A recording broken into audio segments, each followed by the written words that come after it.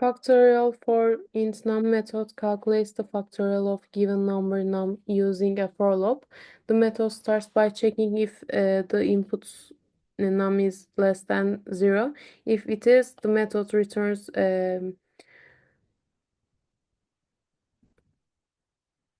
to indicate the factorial is not defined for negative numbers.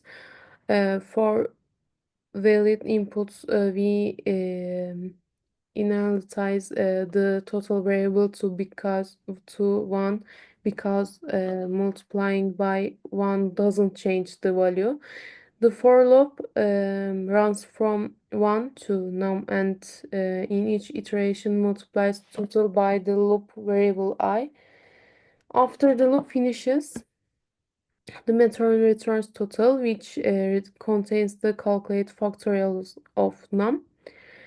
Using while loop, the factorial while method calculates the factorial of num using a while loop. Similar to the for loop method, we first check if num is negative, returning negative. If true, if the input is valid, we initialize total to 1 and a counter variable I to 1. The while loop runs as long as I is less than or equal to none. During each loop iteration,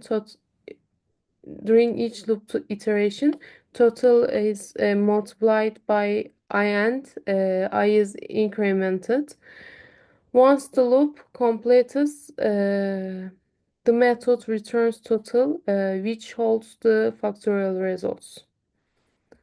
Summary: the for loop method is typically used when we know the exact number of iterations in advance.